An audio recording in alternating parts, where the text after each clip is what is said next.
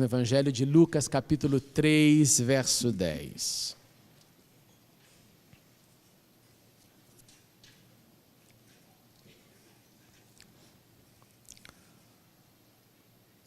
Trecho pequeno, poderosíssimo, que diz assim: o que devemos fazer então? Perguntavam as multidões.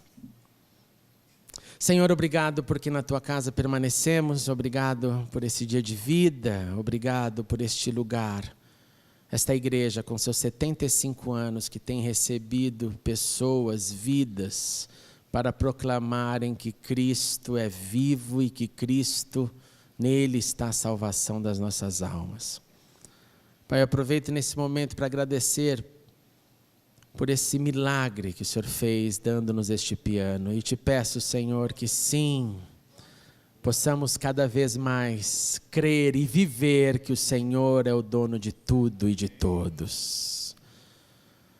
Pai, nessa hora nós rogamos pelas nossas crianças, ministre sobre o coração delas, ministre através dos professores, encha-os com o teu Espírito Santo e faça das nossas crianças também discípulos do Senhor e que elas também cresçam entendendo que o Senhor faz o que não podemos fazer. E agora, Senhor, ilumina nossa mente e continue a falar, pois clamamos o teu nome e poder, no nome de Jesus. Amém e amém. Podemos assentar, meus irmãos.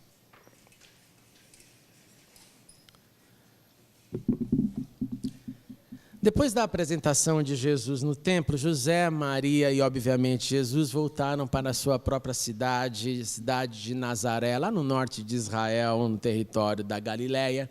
E lá, Jesus crescia e era fortalecido, ele era cheio da sabedoria, a graça de Deus, o favor de Deus estava com ele. E lá ele cresceu e nós temos absolutamente nenhuma informação sobre este crescimento, sobre esta infância, o que aconteceu com Jesus, que tipo de escola ele frequentou, se ele era um menino sapeca ou não, se ele desobedecia a mamãe ou não, tudo aquilo que qualquer criança faz. Eu acho que sim, eu não consigo imaginar essa ideia de um menino assim, quase que meio paralisado pela espiritualidade, não fazendo nada. Eu acredito que Jesus era mais uma criança correndo pelas ruas, pelas esquinas de Nazaré. Mas nós também sabemos como era a rotina dos seus pais. Sabemos sim que José era um carpinteiro, mas não sabíamos se ele trabalhava todos os dias, de manhã, tarde e noite, com exceção, obviamente, do Shabat, do sábado.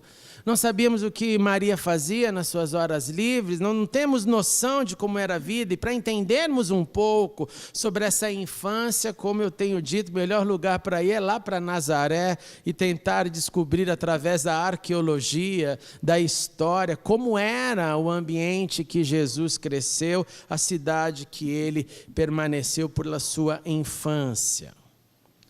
Então, entre o período da apresentação de Jesus e a próxima aparição dele no texto do Evangelho, nós temos muitos anos que se passaram e que nada sabemos. Jesus, então, com 40 dias, menos de 2 meses, é apresentado no templo e nós temos esse registro. Quando Jesus vai aparecer de novo, seus pais estão em peregrinação, indo celebrar a Páscoa em Jerusalém, e lá Jesus é apresentado com 12 anos de idade. 12 anos, dentro da perspectiva e fé judaica, é um ano muito importante para o menino, porque aos 12 anos ele entra na sua reta final para se tornar um filho do mandamento, para que ele começasse então formalmente a cumprir a lei.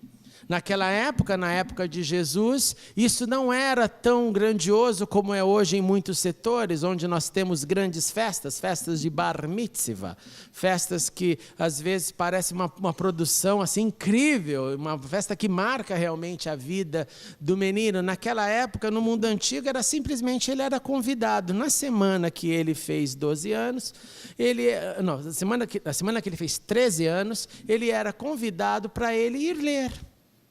e ler um trecho. Hoje essa leitura é muito maior, hoje ele é chamado para fazer quase que uma pregação, uma exposição, ele é treinado durante um bom tempo. Então, dos 12 aos 13, um momento de grandes expectativas.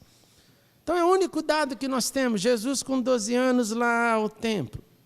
Mas acontece algo muito estranho lá nessa visita de José, Maria e Jesus, porque nos mostra também que pais que se esquecem dos seus filhos não é algo somente da modernidade, né? Esqueci meu filho ali, corro para ir buscá-lo. Às vezes isso se transforma em tragédia. Em Israel mesmo, eu lembro que quando eu me morava lá, não foi uma nem duas vezes, foram algumas vezes que pais esqueceram filhos dentro do seu carro atrás, num calor de 44 graus, e infelizmente crianças padeceram nessa situação ali de tanto calor dentro do carro. Mas Jesus é esquecido lá. Seus pais então voltam.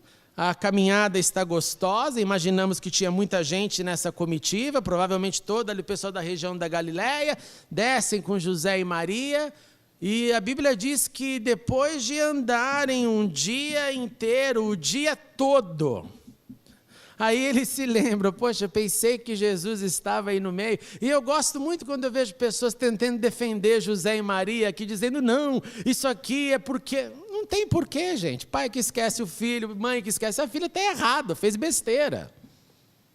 Esqueceu o filho, andou o dia inteiro, achou e creu na achologia de que ele pudesse talvez estar lá, e aí eu vou prosseguir. Não, a gente não faz assim com o filho. Você tem certeza que ele está lá, você amarra, faz alguma coisa, mas nós vamos juntos. Viemos juntos, voltaremos juntos. E aí então, quando há o encontro... E a Bíblia ainda piora a situação de José e Maria, dizendo que esse encontro só acontece no 3º dia.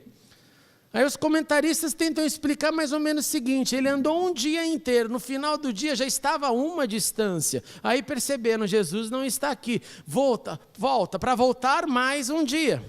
O caminho de volta, e para procurar mais um dia. Então a Bíblia diz que no 3º dia somente. Então você imagine o desespero de um pai, de uma mãe, à procura desse. Imagine o desespero de pensar, poxa, mas ele é Jesus, ele é um milagre, nós perdemos esse milagre. A situação deve ter sido extremamente tensa. E quando encontra com Jesus ainda, os pais fazem aquilo que nós fazemos, que eu faço, você faz, coloca a culpa na criança.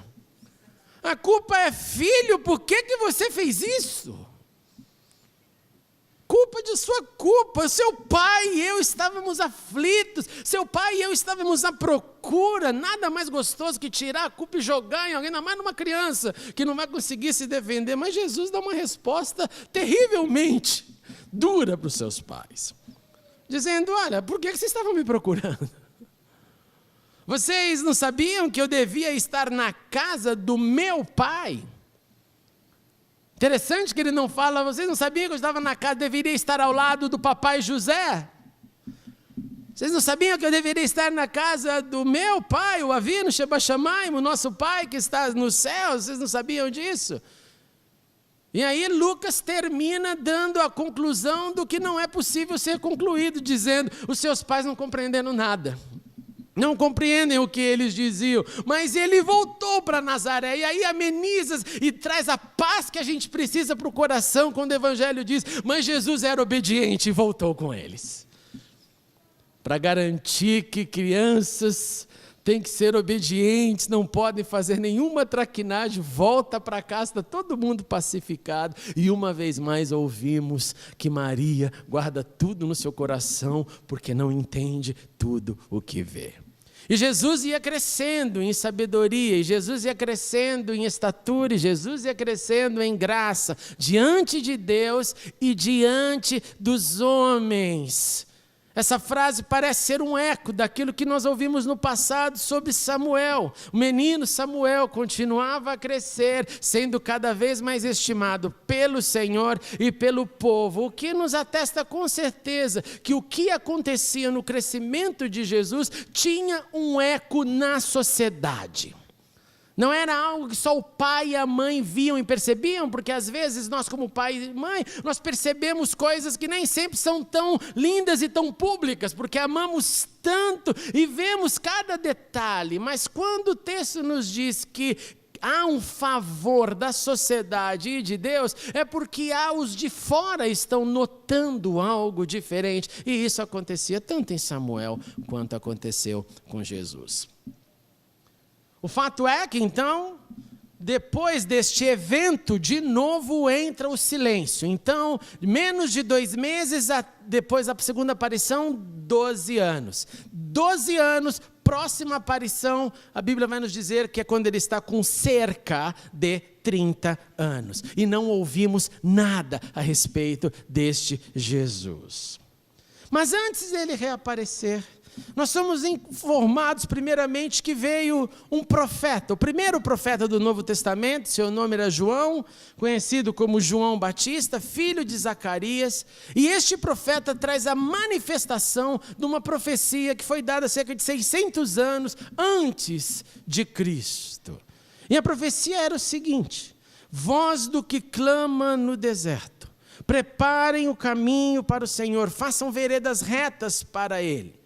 Isaías diz assim, quando inicia a chamada dessa profecia: consolem, consolem o meu povo, diz o Deus de vocês. É uma chamada, é uma advertência, é consolo o tema desta profecia. E no deserto, preparem o caminho para o Senhor, façam o caminho reto para o nosso Deus. João foi essa voz que preparou o caminho do Senhor. João encara o povo, olha para o povo que já estava quase que com uma amnésia, não se lembrava mais das vozes de Deus do passado através dos seus profetas, e João começa a pregar direto e sem medo, arrependimento, provocando as pessoas para endireitarem os seus caminhos.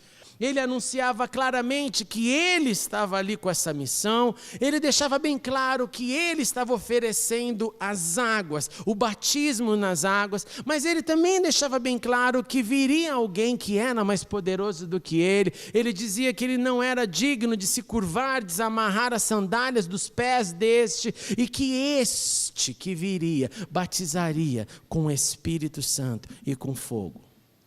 João, ainda apertando mais a consciência humana, deixava bem claro que não podia ser só um ato, um rito, uma proclamação, um pedido de perdão, um arrependimento que não fosse, guarde isso, seguido pela manifestação e pela necessidade de frutos. João deixa bem claro que teria que ter consequências da transformação que fossem além das palavras, além do rito. Então o que ele deixava claro: não quero que venha alguém aqui, ele chamava inclusive o seu público-alvo de raça de víboras, não quero que você venha aqui participar disso, se você não fizer a matemática, se você não pensar que o importante do batismo não é o batismo, mas é o day after o batismo, é o dia depois. É quando você vai vivenciar aquilo que você confessou porque quis. Então tem que haver esses frutos. João também não aceitava o pedigree, dizendo: não, mas lá o meu pai, o meu avô, o meu bisavô. Para João isso não fazia cócega alguma. Ele dizia: olha, não adianta você invocar Abraão, dizer que você vem dessa raiz, não adianta invocar nada disso. João exortava, então, que as percepções das pessoas entendessem que sim, era para assumir o preço da conta, dizendo: eu tenho algo que eu devo, eu sou pecador, essa é minha responsabilidade. E ao ouvir essa voz profética, eu estou aqui para dizer: eu quero não só um recomeço, eu quero não só entrar numa estaca zero e que eu possa continuar, mas eu quero que as pessoas vejam os frutos que isso vai resultar. E aí eu retorno para a ideia de alguém que vive pela graça de Deus, que se encontrou com a graça de Deus e que tem também a graça, o favor no meio do povo. De todos do povo? Claro que não. Mas de todos aqueles que o Senhor te usar para tocar alguém mais no meio do povo. Então, diante desse discurso, dessas acusações, desses convites, as pessoas perguntam para João o que eu continuo a perguntar na minha vida. E a pergunta que ecoa até hoje nos nossos lábios, a pergunta é: o que eu devo fazer? O que devemos fazer diante do nosso anseio de uma vida com significado?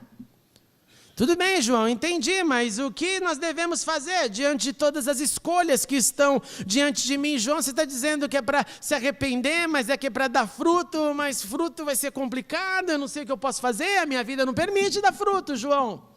Minha vida é muito ocupada, ou eu tenho muitos afazeres, será que eu aceito, será que eu não aceito, quero ou não quero? Para onde eu devo ir, João, depois? Como que vai acontecer esses frutos? E João decidiu responder essa pergunta para 3 grupos de pessoas. E esses grupos são distintos. E ele pergunta, primeiramente, então, ele responde a pergunta: o que devemos fazer? E ele diz: olha, a minha primeira resposta é para as multidões. Quem está presente nas multidões? Dentro das multidões estão presentes toda a diversidade humana. É qualquer um, qualquer profissão, qualquer pessoa, com drama ou sem drama, feliz ou entristecido. Multidões representam a pluralidade da humanidade. João começa com eles dizendo: eu quero incluir todos no pacote. E a resposta para vocês da multidão, a pluralidade que está perguntando o que devemos fazer, a resposta é a seguinte: se você tem 2 túnicas, reparta com quem não tem. Se você também tem comida suficiente para repartir, faça o mesmo. Então João começa a dizer o seguinte: tenha compaixão dos necessitados. Tenha compaixão do seu próximo. E reparta o que Deus tem te dado. E isso é chocante.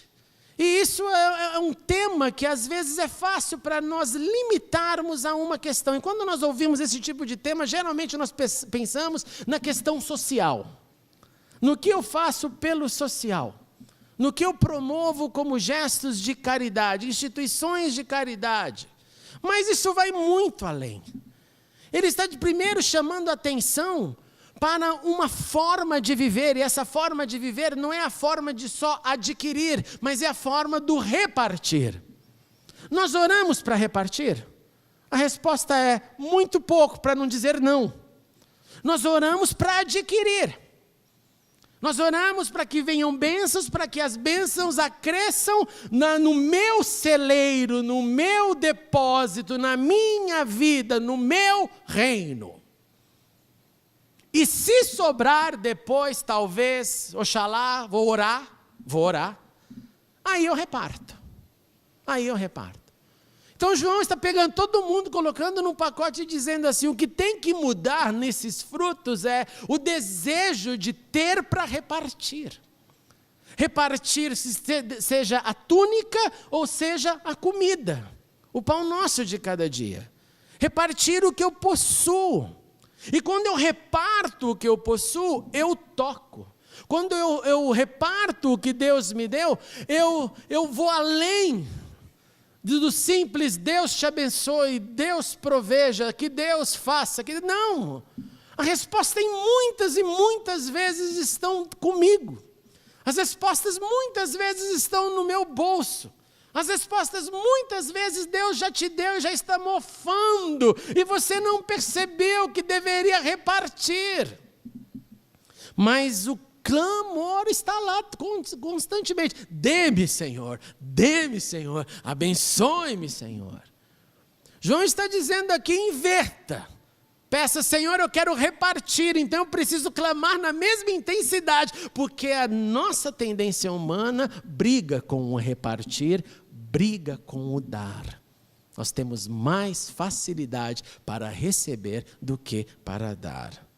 O segundo grupo que João responde é classificado como os publicanos. Os publicanos eram um grupo seleto de judeus que trabalhavam para o Império Romano.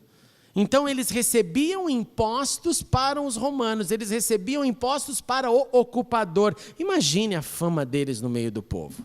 Era tipo, você é um traidor, você pegou esse trabalho porque paga bem, mas você não deveria, porque os romanos ocuparam a nossa terra. Pior que isso, eles não só trabalhavam nesse contexto, que já gerava uma pressão, mas eles também roubavam. Tinha um caixa 2.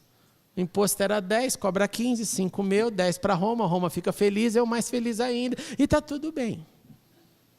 E aí, para esse grupo específico, João responde, eles perguntam, chegaram até ele e perguntaram, usaram até o título, mestre, mestre, o que devemos fazer? Reconhecem João, o que devemos fazer? E a resposta de João é o seguinte, seja honesto. Seja honesto. Você não cobre além do que foi estipulado. Seja honesto.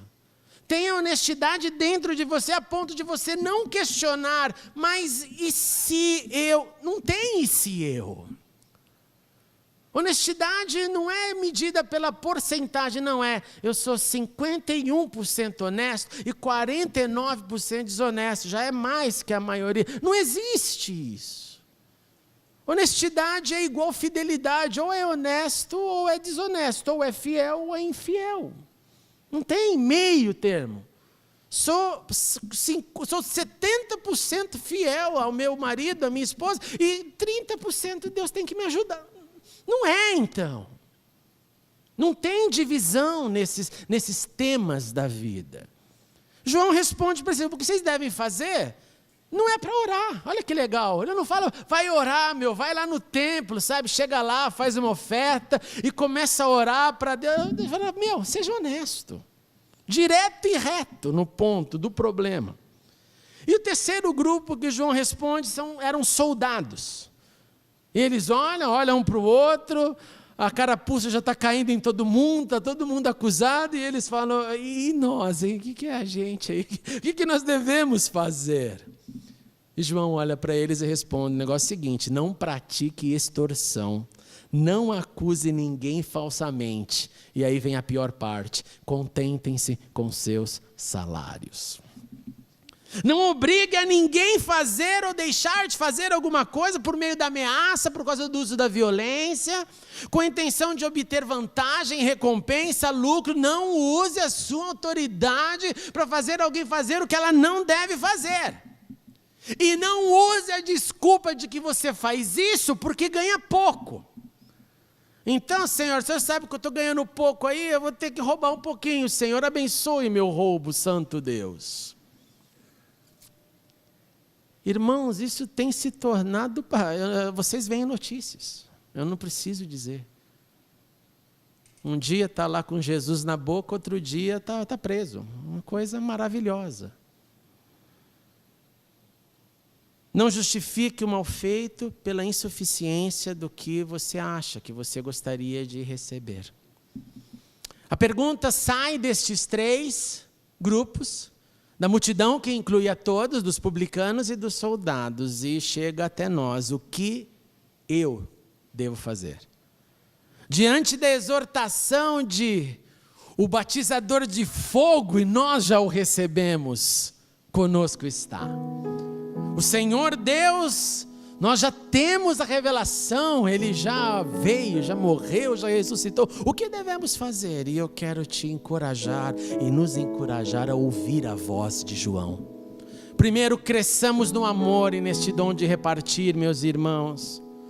Cresçamos nisso, olhe para o teu coração, cada um olhando para o seu coração, e veja, e pense, e perceba. Abra os seus tesouros de vida e de bens.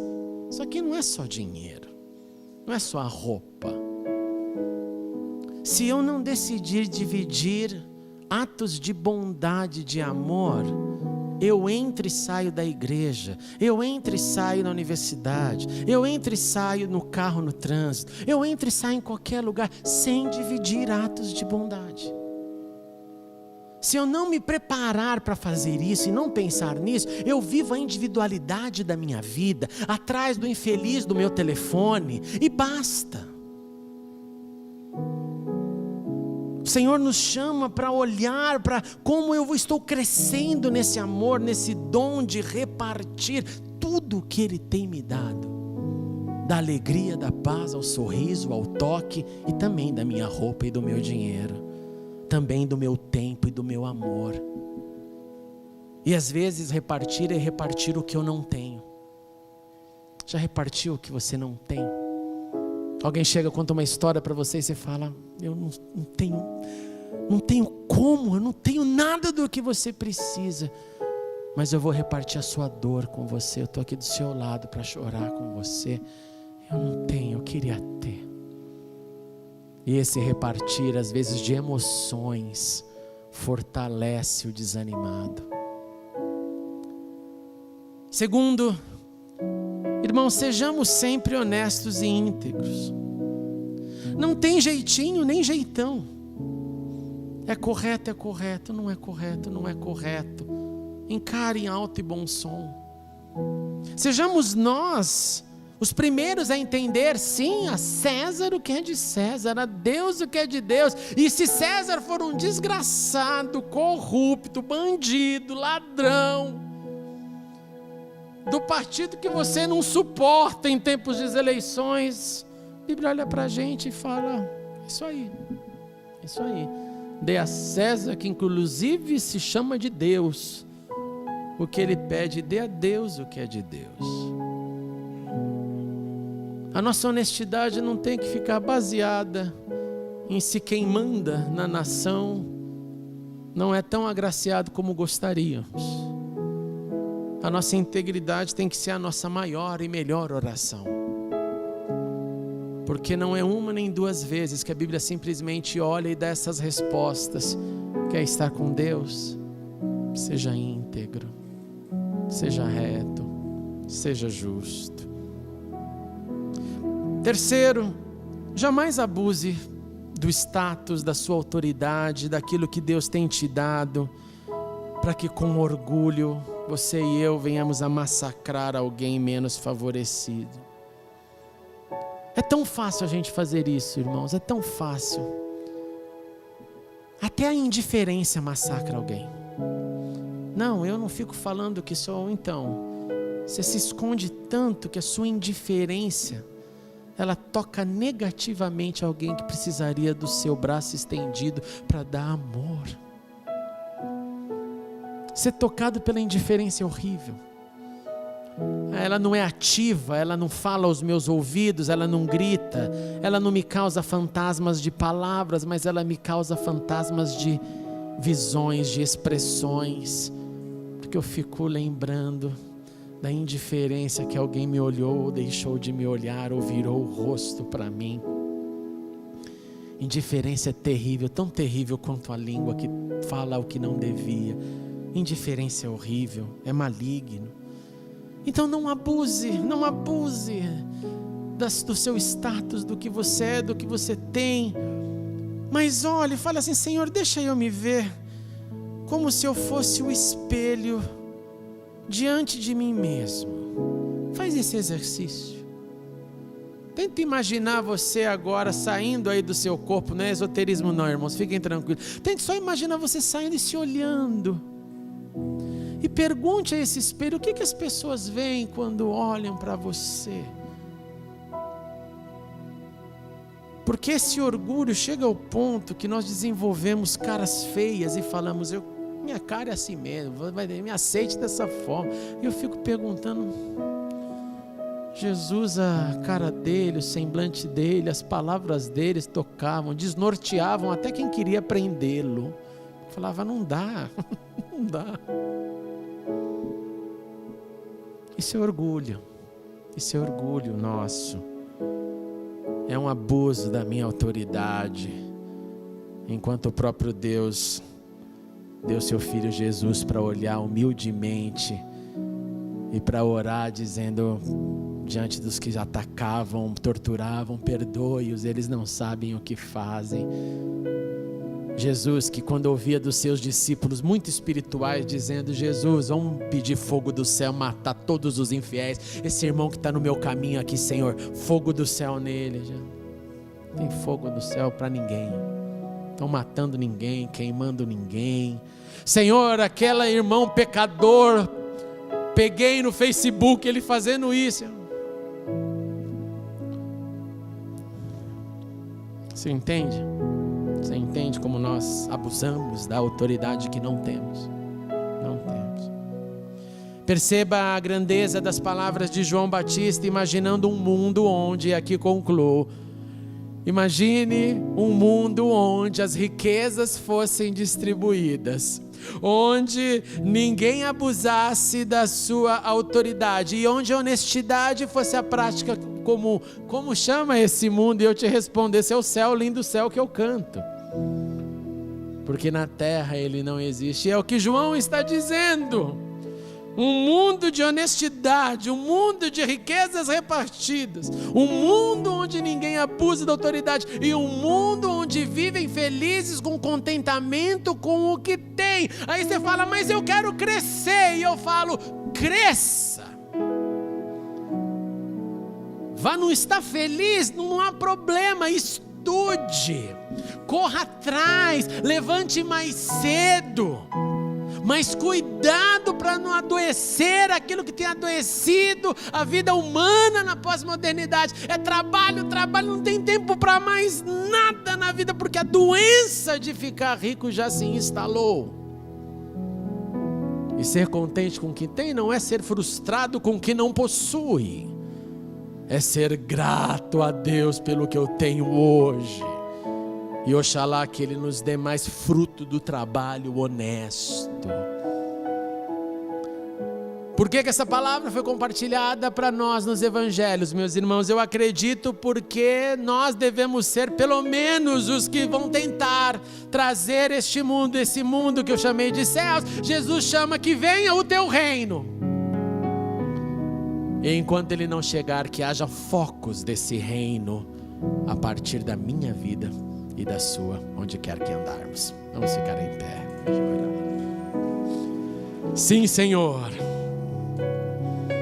Que venha o teu reino através das nossas ações, que venha o teu reino através da nossa honestidade. Que seja a nossa voz a resposta para o mundo que pergunta se devo roubar ou não, se devo abusar ou não.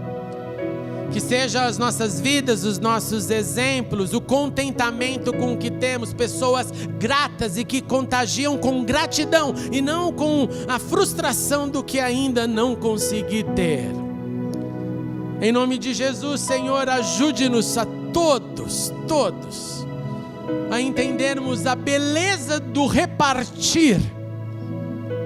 Como o Senhor nos ensinou, que o mundo conheça através do amor entre vocês. Que seja essa a nossa marca, Senhor, que a gente possa sempre vasculhar os nossos tesouros, os nossos baús, o nosso coração, as nossas emoções e responder: Senhor, o que eu tenho aqui que eu posso dar para alguém, para o meu irmão que está do meu lado? O que eu tenho aqui para dar dentro da minha casa, para minha família, para o meu marido, para minha esposa, para os meus filhos, o que eu posso dar? Me ajude, Senhor, não entrar numa rotina que não reparte, porque ela é engessada, ela é dura. Mas ajuda-nos, Senhor, aos pais repartir seus tempos com seus filhos, aos casais repartir o seu amor e cuidar desse amor, a todos repartir o que tem e o que não tem com o próximo que nos cerca. Precisamos mais de Ti, Senhor, e oramos em nome de Jesus.